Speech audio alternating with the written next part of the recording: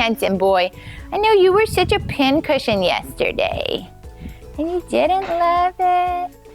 Everybody looks bright, alert, and responsive this morning. Our mare with the wound on her leg, it's no longer bleeding. She actually looks really good and comfortable this morning. Echo, one of our hernia repair guys from yesterday, has a sizable amount of edema under his belly. So edema is just a specific kind of swelling. It just means the fluid that shouldn't be outside of where it's supposed to be outside of is kind of pooling in tissues. It's a pretty common finding, honestly, even just after a routine castration. So I'm not super concerned. It doesn't look or feel like a dehiscence of his hernia, but I am gonna sedate him this morning and put a belly band on. And if you're wondering why I didn't put a belly band on yesterday, it's because these guys, so Horse Plus has great surgical capability, but we have limited surgical capability. So in a referral setting, when a horse goes under anesthesia, there's a hoist that picks them up by all 4 of their legs. And so it's relatively easy to access any part of their body using this big overhead crane equipment. We don't have that here. In his surgery, he was on the ground. So we would have had to like physically pick him up to do his belly band because it's gonna go around and around. And then by the time he was awake enough that he wouldn't allow us to do it afterwards. And I didn't wanna re-sedate him again after he just recovered from general anesthesia. So you'll see it looks really swollen under his belly. I'm really not that concerned about it, but we're gonna put a compression bandage on and leave that on for 5 to 7 days and then take it off and see how it looks afterwards. So that is the plan.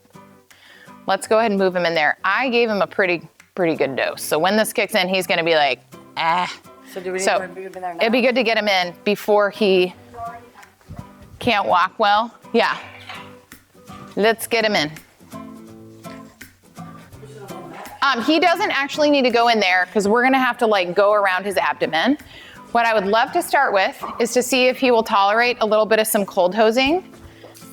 Oh, he says, excuse me, I lost my nuts yesterday and you're gonna spray right there. So Cody, I'm gonna let you take over with this. There's really no off limits spot, but the goal is to just kind of massage around. There's still 4x4 gauze up there and I'm gonna pull that out in a second, but what's preferred is if it soaks up some water and falls out on its own. Payton, are you able to help me get the bandaging material ready? Here's the thing with this stuff. If you drop it, it sticks to itself and we sometimes have to throw it away. So your job is just gonna be standing and holding. It is a lot harder than you would think. You really gotta like get a really good grip of that. Tell me when you're ready. Ready. Okay. This takes me back to my technician days. This bandaging material is called Elasticon. It is, you're doing great, Payton. Okay, I'm gonna roll it back up. It's really amazing. I used to work at the University of Georgia and we did belly bands after colic surgery with this stuff. It's quite pricey. We are super fortunate that we had people donate quite a bit of bandaging material. So I have a lot of this, but just to give you an idea, materials cost for this, for one belly band is like $50, which seems crazy, but this stuff is really strong, really stretchy, only sticks to itself. And it's worth it. Like there's no other banding material that I know of that you can wrap an equine abdomen with, and it's rolling in on itself. Ah! As I'm telling you how expensive it is. Okay, Payton, this might be a game change. Here's what we're gonna do. We're gonna set this down, face up. Yep. And I'm gonna put you in charge of, you gotta get it all the way on the counter. Seeing if you can just slowly unstick it from itself and roll it back up. If you guys wanna come feel this, it's cool to the touch. And if you push one finger in, it feels like memory foam. Like take one finger and just slowly push it in and it holds its shape. So that's called pitting edema. Yeah. Does that go away? Should be, yeah. Compression is gonna help. Just take one finger, slowly push it in. See that? Yeah, pitting edema. See how it holds its shape? So that's great. Like the last thing we want is to be like, oh, we think there's small intestine in here. That is not the case. I don't think this is dehisced. I think it's just all localized swelling. That's exactly what I thought. To be really honest, this happens more than 50% of the time that I do castration, so I'm not really that worried about it. However, we know that he had a body wall hernia, and I don't want to put extra pressure on that. So we're going to go through several rolls of this. You can put your hands right there. If you'll just keep us in the bandaging material, and I'm going to be super nitpicky about the pressure on this. Yep. So you can't unroll it too far before it starts curling in. Can you just press it with your hand as we come out? Yep. Beautiful.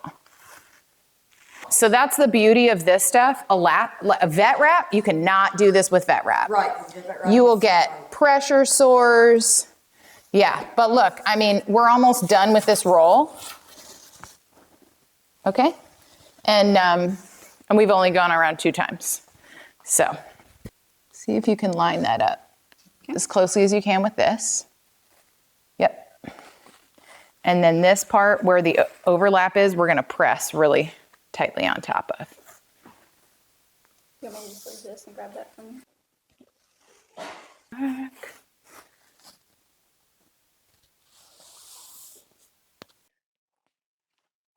So I am putting on a topical non-steroidal anti-inflammatory. This is gonna help pull the swelling out topically. And then I'm gonna put our trusty wound ointment directly over my suture line itself. And then we're gonna cover that with a really big non-stick pad. These things are expensive and hard to find. And we had a bunch of people donate, gosh, almost a year ago. We had a mare named Sapphire who, really tragic accident, fell through a trailer floor. And man, we did bandage changes on her for forever. So people donated a bunch of stuff. Thank you. If you were the people who donated stuff, we are still using it very gratefully for our other patients. And so these big telfas were one of those things that were donated for that case.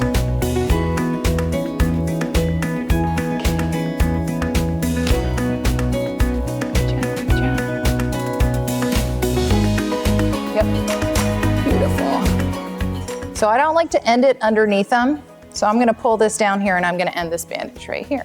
So Echo and Whiskey, they have the same drug, they have the same amount. It's just 1 tablet once a day. All right, my friend.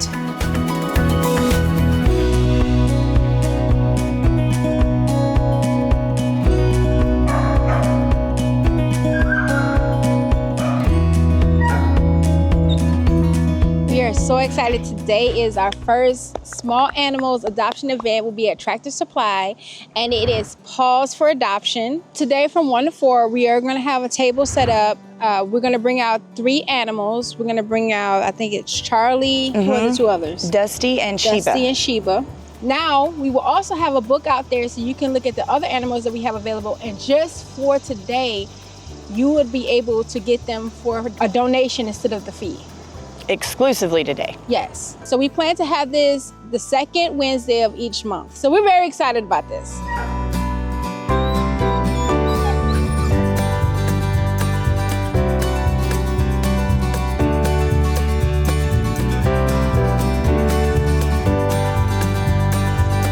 Hello, ladies. She's got a ton of heel bruises. See this bruising all right here? She's putting a ton of pressure on her heels and her frog and the sole of her foot that's not supposed to be there. And the reason why that is she's so dished out. So if you look at her foot, it should go down. But we can mimic that by putting a shoe on it and redistributing that pressure. Yeah. If we can, but she's got a really nice hard foot. If they think they can get shoes on her. That's what they did with dual peppy checks because. Yeah.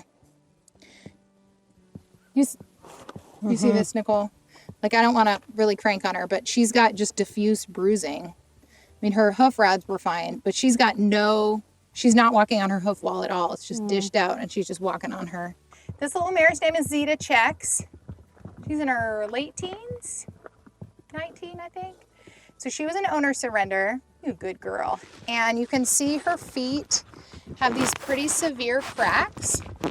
The good news about the cracks are we've taken x-rays and they aren't, while they're deep, they're fixable. They're not communicating with any joints or anything.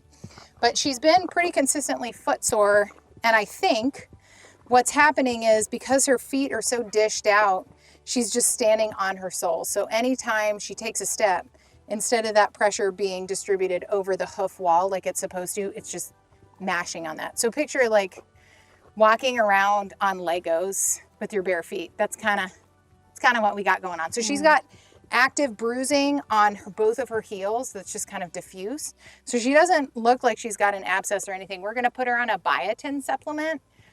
My favorite one is called Farrier's formula. It's just plain old biotin, but there's a lot of supplements out there. Some horse feeds have biotin in it, but biotin helps the strength of keratinized structures.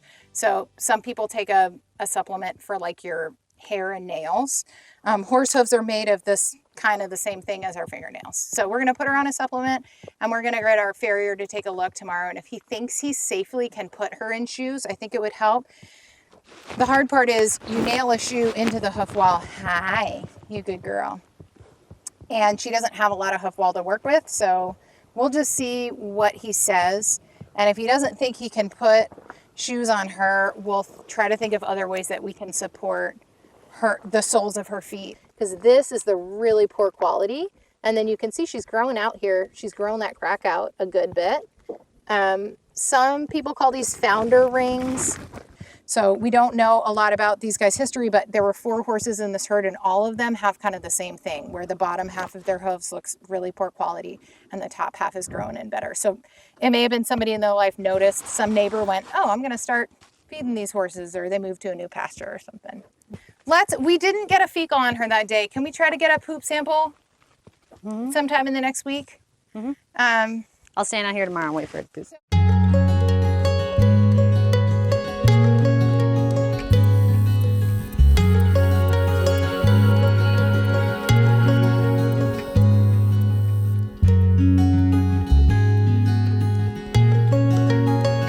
Playing a little bit with the obstacle course. I have one of the inmates out here. She has no horse experience, but she wants to learn. So we have her with Hiego, which Hiego is a young 2-year-old that she knows a little bit, but not a whole lot. And I'm letting them try to learn together a little bit. So we're trying to go right now with the obstacle course and, well, the bridge is to see if she can get her to go up on there. I'm trying to teach her, you know, like light pressure. If she's leaking and chewing, she's thinking, so just take your time. And she's learning it, but it's not gonna happen overnight. Is what we want is, okay, so at first, when you're first trying, you just want like this, where, you know, she can feel it. If she's not gonna go after that, that's about, you know, a couple minutes, she's not going, then you wanna pull like this. Okay. And you just gradually, because look, watch how I'm barely pulling. I'm just gonna hold it there.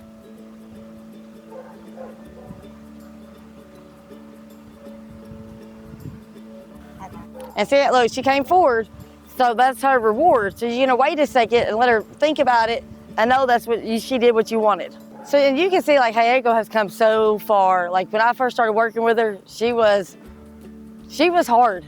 She ran through panels. She done whatever she could to get away from us. She was scared to death. And now you can see that she is just laid back, and you know, we got the inmates out here working with her a little bit to help teach them. Do you see that a little bit more of an easier response? Because when you're pulling, she's gonna pull back against it because you got so much. That's what's gonna make her not wanna go.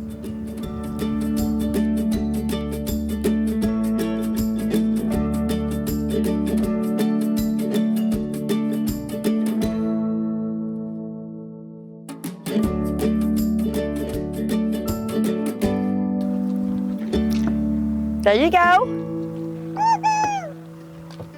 Woo! You did it. That feels good, don't it? Yeah. Well, she said it's time to clean up, so we're going to put them out.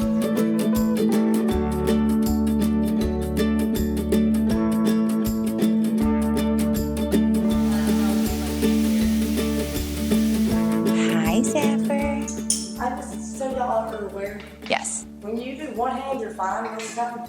When you go to bring your other hand up to her, she freaks out sometimes. Hi, big girl. I'm just gonna sedate her in here before I move her. Hi. We just give you a minute.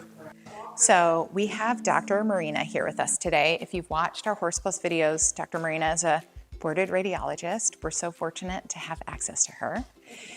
And one of the scenarios that we frequently experience, I'm talking quietly because I just sedated a horse and this is a loud, echoey room. So one of the circumstances that we frequently experience here at Horse Plus are horses with respiratory disease, which is your lungs, like something in your lungs. And my 3 big criteria for clearing a horse from quarantine are your lymph nodes have to be normal, your temperature has to be normal. I also want your lung sounds to be completely 100% normal.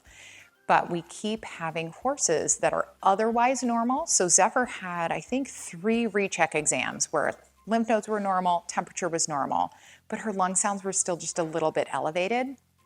What we know from human medicine is you can have fibrosis in your lungs, you can have chronic inflammation. There's a lot of reasons why you might be no longer infectious, no longer actually ill, but still have some lung sounds. So our goal today is both to look closely at Zephyr's lungs. She's cleared for adoption. She's in our general population area. She's doing very well, but we want to give our adopters as much information as we possibly can because we don't ever want to take a shelter horse. I mean, this horse was literally bound for a slaughterhouse. We don't want to take a horse with any known issues and put them in a situation where if somebody adopted her and said, my goal is endurance and I'm going to ride this horse, for 8 hours a day, and then she starts having respiratory problems, we want to be full disclosure and know what's going on. So our goal today is both to learn more about Zephyr's lungs, but also so that Dr. Marina can educate Nicole and I how to best utilize our ultrasound. Yeah, and that's perfect. I was just going to add. While I wave a needle around. I love it. I love it. I feel right at home. I feel welcome with needles. But anyway, so the only thing I was just going to mention is ultrasound is a very complementary tool for evaluation of pulmonary stuff. And in other species, maybe not so much a fully grown adult horse, you combine that with x-rays. And sometimes if it's a small enough animal, you can combine it with CT. And so it's all complementary. Sometimes people get into this mix of like, oh, the ultrasound better, oh, chest x-rays are better, or CT is better. And it all just kind of works together. They're so CT puzzle is the gold pieces. standard, but Yeah. we can't CT a horse just because, at least not their chest, because of their size and the physics of what that would entail. So it's just a nice way to combine your clinical findings with some sort of imaging. And so when we look at the ultrasound, and we'll talk about that later, basically what you're evaluating is the outside of the surface of the lung. So if there's some sort of badness, which I do not anticipate with her, then sometimes you can see things that are deeper. If there's like a bunch of fluid around the lungs or a big abscess or a mass, then you can see deeper. But in a normal animal, really in a normal mammal that's got air-filled lungs or other species that have air-filled lungs, all you can see if everything is super normal is just the outside surface. And you can tell what that looks like and if it's normal. So that's our goal today. Okay. Look at the tip of the lung just moving back and forth. That's so cool. So think in your mind first, what is the thing you want to see? Where is it? Lung here, right? So when people do equine ultrasound, typically what they'll do is, I don't always start quadridorsally, but they'll follow rib spaces and then just move down and go all the way down. And then you kind of know you've seen everything. So that's one decent strategy to use. So these big black things, stripes, these are the ribs, right? Kind of everybody gets that pretty darn quick. When you see this black stripe, that means you have no contact. Okay. Look at the tip of the lung just moving back and forth. So cool. It's my favorite. Can you guys see this? So this is the very Hold on. We're already. I'm just going to turn a tiny bit like that. God forbid Cody should be able to see. You just got to. Yeah. Sorry, Cody. Okay. So here, this is GI. Right? This is abdomen. So you come forward a little bit, then you lose contact, and you say, "Oh, that's nice. That's lung." And then you come up here, and you say, "That's the tip of the lung right there." And you can see that lung kind of popping in. So we're going to go back because we don't want to lose the lung. That's the caudodorsal tip of the lung. So let me orient you. The speed at which sound propagates through soft tissue versus bone is extremely different. So the sound waves are traveling through here, hit that bone, and then you have reverberation that happens at that interface that causes those big shadows. So you want to see this pleural surface, bright, smooth, white line. That is a very important artifact. Okay. So that is an A line. And you want it's parallel to the pleural surface, and you want to see that. Great. You lose that in pathology. So that was the only reason I wanted to save that. Beautiful. Because that's you could put that in a book right there. So from a gross anatomy perspective, what are we looking at when we're looking at the A-line?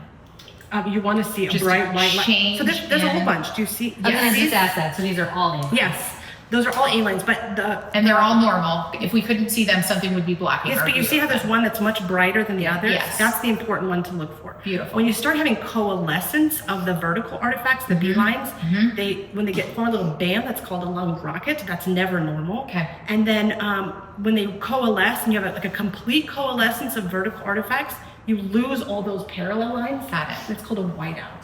And that's extremely bad. Yeah. That's like raging pulmonary edema, Yeah. like gonna be a horrible pneumonia, like horrific atelectasis from 6 hours of anesthesia. Yeah. It's something bad. So We've had at least one bio horse where I would describe it as a whiteout. Like you just couldn't image lungs at all. So.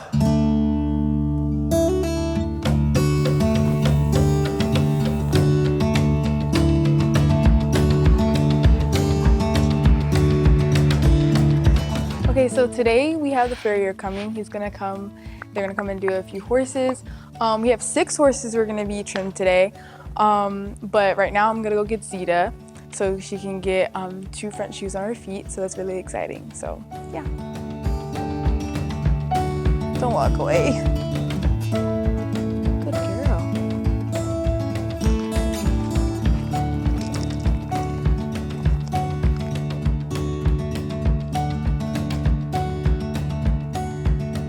So Zita is, she's got some major cracking going on. Her feet are really dry.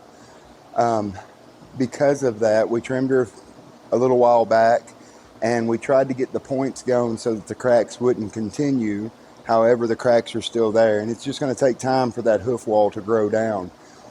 But what's happening is as she walks, the ground's hard. We haven't had much rain, and so as she walks on this hard ground, what's happening is that foot is just, because it is so dry, it's whenever it's expanding, it's causing these cracks to spread out.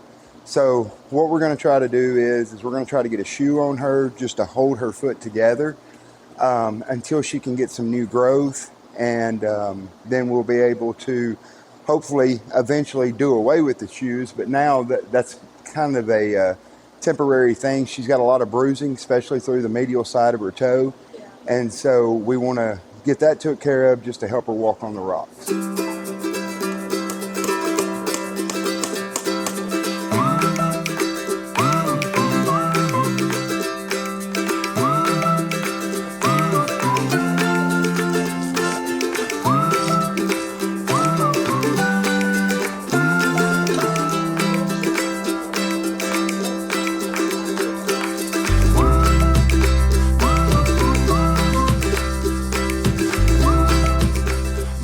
This outside wall right here is dead horn, is what that is.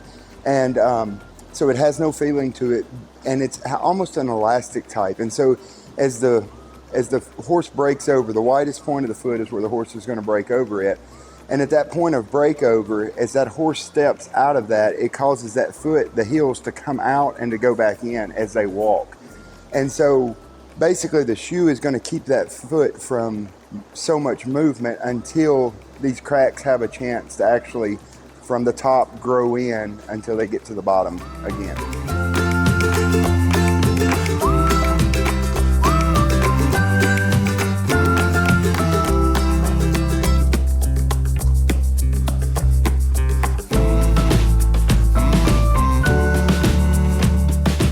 Which way do you have the probe oriented to know that this is cranial? Oh, great question. That's a great question because people get real caught up in where the little marker is and they go, Can I try to answer and see if I got it right? Please. There's a little dot On this. on does this, have a dot? and it should be on the side of her thumb, which is the side of the head. Was that the correct answer? That is one correct answer. Okay. What would you have said? No, that's I just wanted to know if I've been doing it You're wrong. absolutely right. That's a clinician answer, which is absolutely, no, that's absolutely correct. It's absolutely correct. There's nothing wrong with what you said. That's exactly right. But people get caught up in that. You can't see it, or sometimes you can't feel it. Yeah. There's another Yeah. one. I don't care about that. This is what I do. So in any species, any probe, I don't care. Yep. I put the probe on. I move cranially on the animal. I'm moving Yep. towards your head. And I say, is the left side opening up to me? It is. From the right way. if I did it this way and I didn't know, and I moved cranially, but the back one is opening up, I go, oh, so that's why I don't care where the front is, where this thing is. You know what I'm saying? That's great. So all you have to do is move your hand a little bit. But it's not trivial, because for some people that spatial, it's difficult, it's challenging, and they don't get it. So nothing that I'm alarmed about yet. Beautiful. I just want, again, this is a teaching moment. Okay, this is perfect. Yeah. So that, the lung comes up to the surface further than the gas in the GI tract. So you get that little step. Yeah. That's exactly like chest, abdomen. It's just nice to know. Love it. That's right at the margin. And you go, yes, exactly. So this is really encouraging though, because this is like the only spot I still hear lung sounds in this horse. So very roughened, very irregular pleural surface. That is not normal. Okay. And as you came down even like an inch or two, It's just one little spot. I mean, we don't know where you put it. It is. When I'm listening, Yeah. it's like here only. Yeah. Like there's like one little spot that we're still hearing it, and it's only on this side. So my brain goes to like inflammation versus fibrosis versus. Yeah, I mean, really, those are our top two things. Whether it was viral or bacterial or primary inflammatory to begin with. Is there active infection there, or some sort of active pathology, or is this chronic scarring from a previous insult, Right. which would lead her to permanently have increased lung sounds right there? Right. And then that's back to your question about how do we get How do the you answer? determine that? We're not going to stick a, we're not going to biopsy her lung. So what are the ways to sample it? You can put a needle and get cells. You can put it like a tube-sized needle in and get a core, like an actual lung biopsy, or you can open an animal up and get a chunk of tissue. Okay, Yeah. we're probably not doing any of those No. things. But you know, so, but then what are other options you have? You have bronchoalveolar lavage. I mean, in general, I'm not saying in this horse. You can put fluid down the airways, suck the fluid back out. What kind of cells are in there? And those are that's sort of where you're at, you know? Yeah. Or from an imaging perspective, if I have access to these animals and I can say, let's do a recheck Q2 weeks, Q4 weeks, see if it's Q6 weeks, improving. Q8 weeks, and you can say this pathology has not changed at all, this animal clinically is stable, then I can at least tell an adoptive owner, like, we performed these serial diagnostics, this is what we found, this likely will be a permanent change. Then at least we can educate people. You bring up the best point ever, which is often, whether it's on an x-ray, a CT, or ultrasound, when I find lung pathology, not always, but often, I find something and then the clinician says, okay, is that active? Yeah. Is that getting worse? I'm like, single point in time. Exactly. So often, like 80% of the time, I say, I don't know, we gotta recheck it. Yeah. And is it getting worse? Is it getting better, or is it static? So from a diagnostics perspective, at what frequency would you Depends on what you recheck find. Depends on what something of this nature? Like a week. Oh, great. Okay. That's easy. So this is Zephyr, and we just did an ultrasound of her entire left lung here, and Dr. Lydia and myself. And so what that allows us to do is to look at the surface. You can kind of see because her hair coat is nice and wet right where we were looking at her lung. It allows us to look at the surface, the outside of her lung with ultrasound. So the ultrasound waves basically penetrate her skin and the muscle, and then we can see between her ribs to look at the surface of the lung. And right in this area, which we describe as caudodorsal, but basically up near her back and up near her belly, in this area where Dr. Lydia was saying her lung sounds were not normal with the stethoscope, we saw that the surface of her lung in this region is very roughened and irregular and kind of indented, like almost looks furry a little bit on ultrasound. And so that implies that there are some pleural irregularities, and the pleura is like the skin it's like a skin type membrane on the surface of the lung. So it fits with what she is seeing and hearing when she does a physical exam on Zephyr, that there is abnormal tissue here on the surface of her lung. And so what we can't know from looking at it one time, we can't know whether this is something that's actively getting much, much worse or actively resolving and healing and is going to be better in a week, or if it's something that's never probably going to change for the rest of her life. And the only way to know is to look at it more than once. So we look at it today, and then Dr. Lydia or myself can look at it again in a week, and at a week or 10 days or something like that, and say, subjectively, does this look like it's involving the same area? Does it look like the irregularities in the surface are exactly the same, improving or getting worse? And then you can clinically respond and do what's appropriate for the animal. And that might be nothing, that might be medicine, that might, medication. We'll see how it looks on the recheck.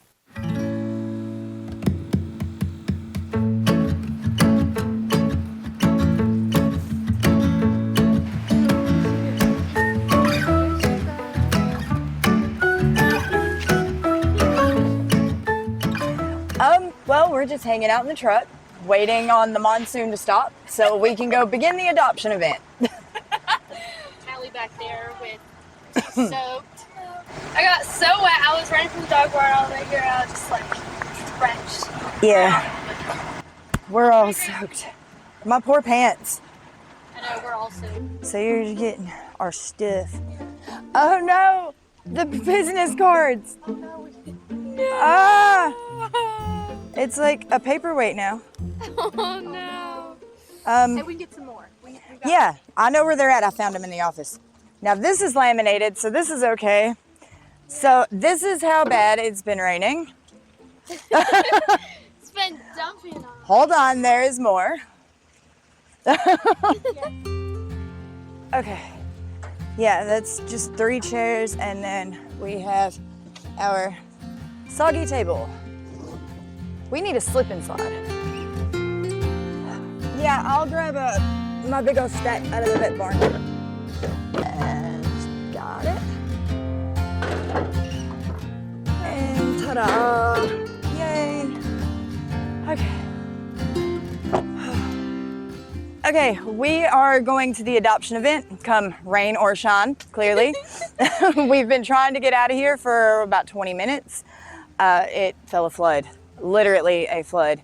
But I think we're getting ready to head out finally. Yes. So, see you guys at TSC.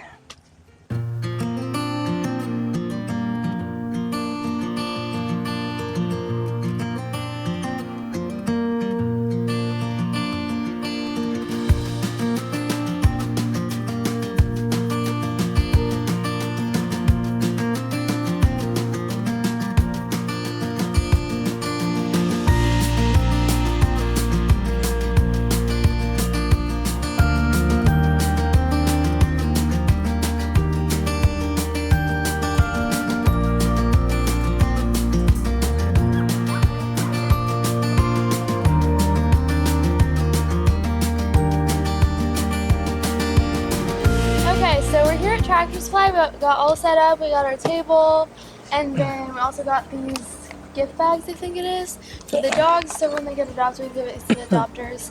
And then we also have Sheba over here and Dusty, and we're just all set up and ready for adopters. Also, Halie, we've only been here 5 minutes, and we have gotten a very generous small donation. So hopefully that's a foreshadowing of what's to come. Yes, we got a super sweet lady that gave us a donation to Horse Plus, so that was super nice. And just hoping that we get some adopters in here to adopt these cute little dogs that really need homes.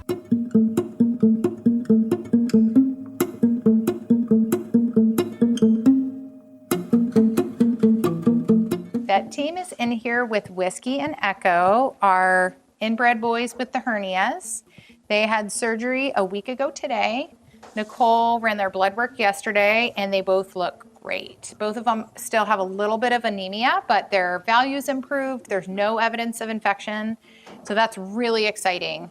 Day 5 is when we really start to worry about evidence of sepsis, and so we did blood work on day 6, and it looks perfect. So that is wonderful.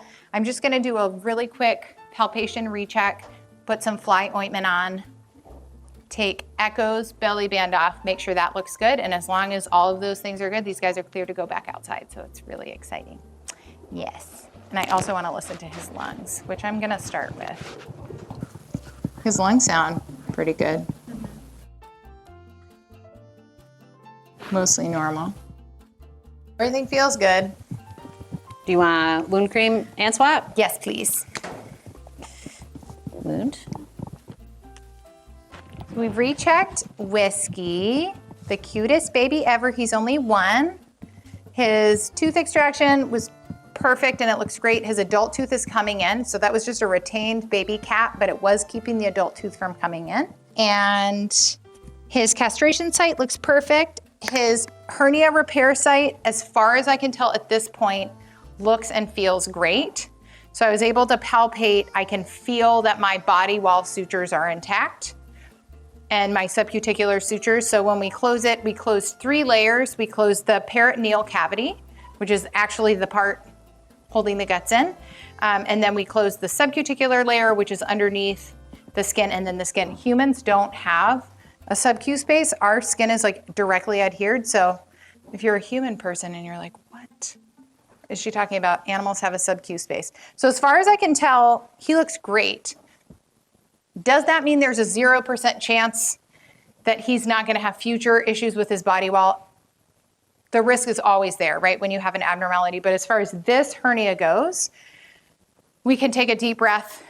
We are past the point where we worried about sepsis, peritonitis, any of those things.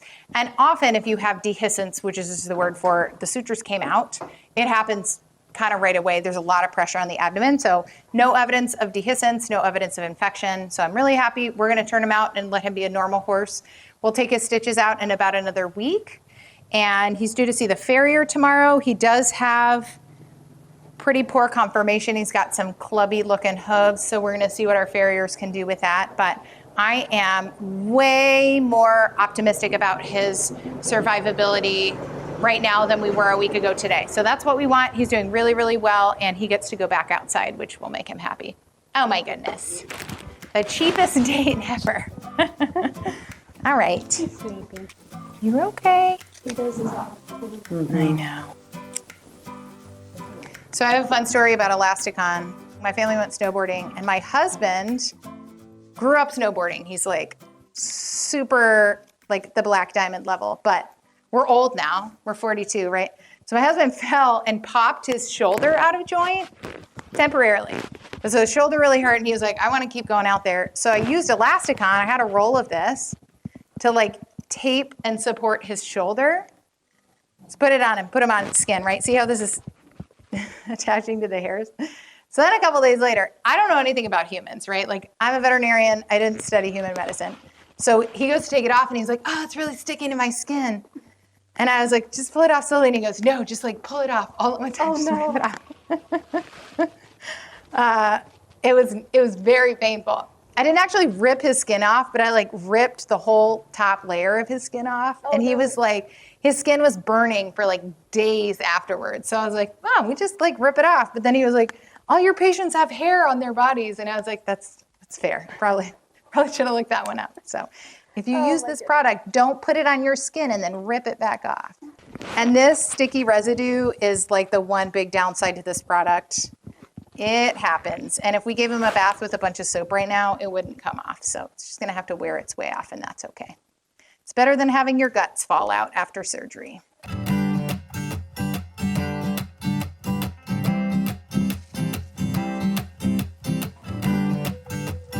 Sure, that's irritating. I'm sorry. He is so cute. Cydney, don't you need that? You need a little lemon. Why are you so adorable?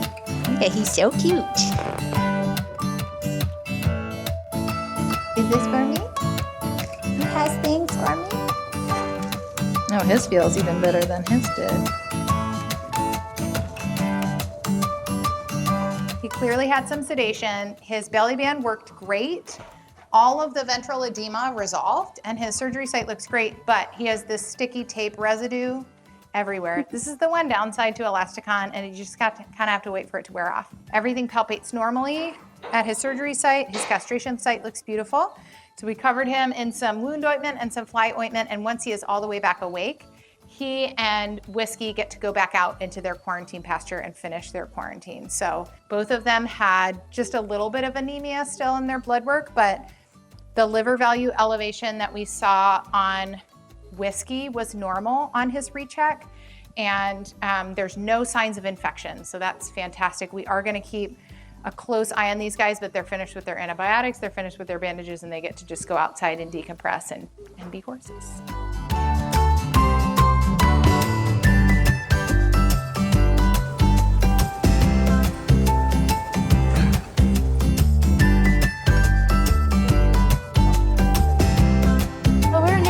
Of our event, we've had some people look at the dogs and they seemed pretty interested, but then they said they already had dogs, so they weren't able to take them. But we did have some people look at them, and the dogs were being super sweet to them, so that was really good. And then if they were to adopt, this is what the paper would look like. Okay, so it's super simple to fill out. You just need the date, the type of animal that you're trying to adopt, your name, address, city, state, and zip code, phone number, and email. You need a non-family reference and then a vet reference, which I don't believe is required, but don't hold me to that. And then you have to do digital payment. We are not accepting cash at this time for the adoption events. So if you were to pay with cash, you would have to physically go to Horse Plus Humane Society to make that payment. But it's super simple. Also, if they weren't interested in these dogs, but they wanted to see what other dogs we have at the shelter, we also brought this binder, and it has some of the other dogs and cats that we have at the shelter. This You is got the Remy. pictures and the little bios. Yep, so they can read about them if they weren't interested in the dogs we have right now. So. Hey, wait. This was not part of our agreement. This was not part of the agreement. Nope, no gallivanting through Walmart parking lot. You have a leash on you. Come here, sir. Oh my gosh. Oh, wow. Okay. Oh, Halie. I got it. I'm wet again.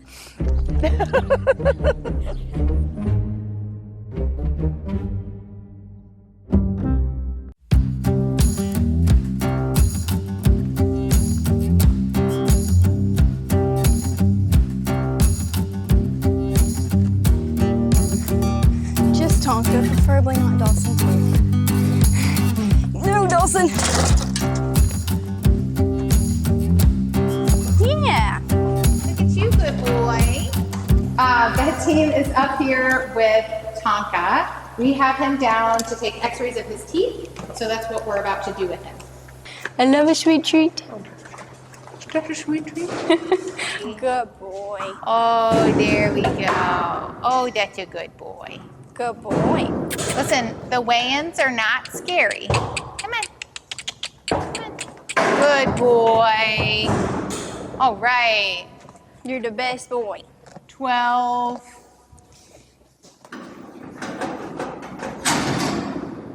12:30. Good job, sir. Okay, that's all we needed him for in there. 12:30. Hey, bud. I'm not really that concerned because I really Hi. want to document one tooth. Can you look at this? I'm gonna put this right next to your face. I know it's so weird. My light is not going on. I'm going to try to shoot an image and just see what happens. It's a little oblique and it's not the most diagnostic, but that's that tooth. You want to? I had it on guttural pouches. I don't know if that's what you wanted. That's what I like. That Okay. somehow gets us the best image. Move this way. And stay. Good job. That one was less diagnostic. Let's try the DP. Can you bring your head down a little bit, bud? You're too tall.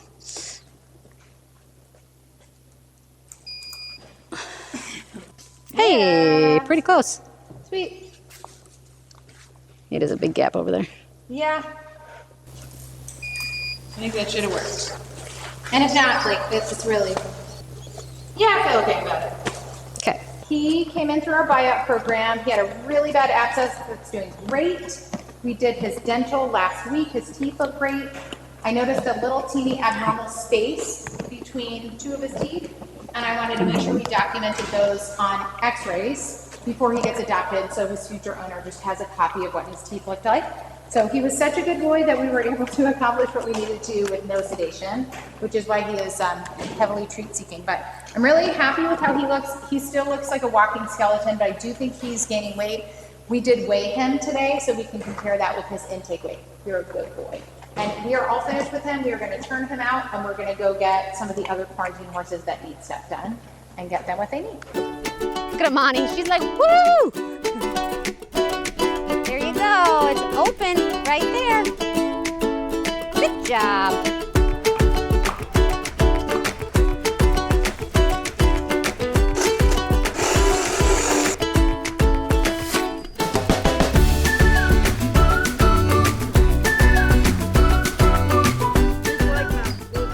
If you stop petting him, he throws a fit. He's spoilt. And the cool part is, if you take her home today, adoption fees are waived. We're both spayed and neutered, so. And microchipped. And we've got all their rabies information. And remember, you get a cool t-shirt. She has been spayed. She's been microchipped. She just needs a family. He's a year He's old. a year, yeah. Mm-hmm. Look, see? That's him begging. He's putting on the puppy eyes. No, don't leave without him. Okay, so we're wrapping up our very first adoption event. Unfortunately, we're taking both Dusty and Sheba back with us, but so many people seen them. We've given out cards. We've got the word out there about Horse Plus Paws. And let's hope it goes better next time, because we will be back next month, the second Wednesday of every month. We will be right here at TSC. I think this was good that we did this because it really got the word out there and showed people that Horse Plus does have dogs too, not just horses. So it'll be good. We'll be back, and hopefully they'll get adopted next time.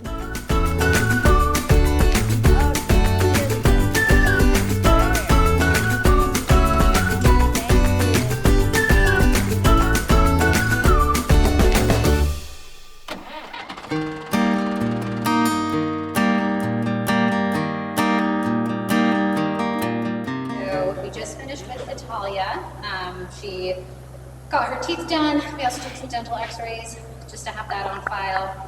She's got some nice swat on her ears and legs because the flies have been pretty bad lately. But overall, she looks pretty good. So she is gonna have some time to wake up just outside, and then we'll put her back out in her pasture with her buddy.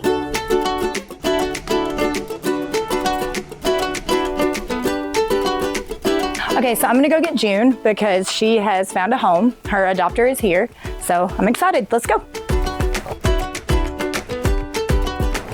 Hello, baby. Let me in. Let me in here. Let me in. Let me in. Ah, wait. Come here. Come here, come on. Come on, I know you're so excited. You're gonna be so happy. Yeah, come on. You don't know it yet, but you're going to a home. Yeah, you got a house with your own people. Yeah. I'm gonna miss you. I'm gonna miss you.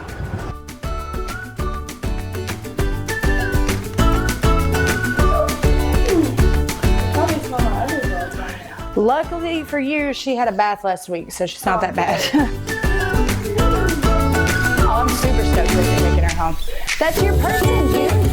I'm excited. We got some toys and some dogs. I'm super happy that you're taking her home.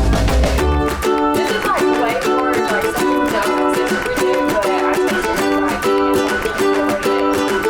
I'm really happy. That makes me so happy. I wish there were more people like you.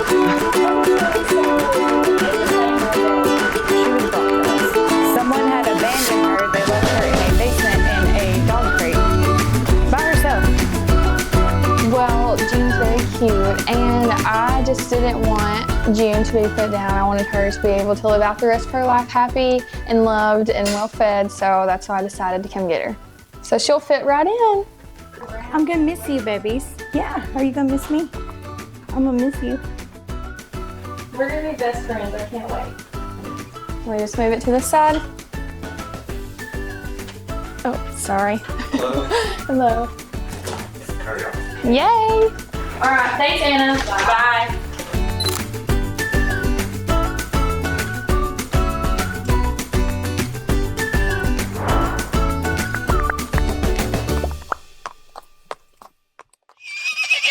Bye.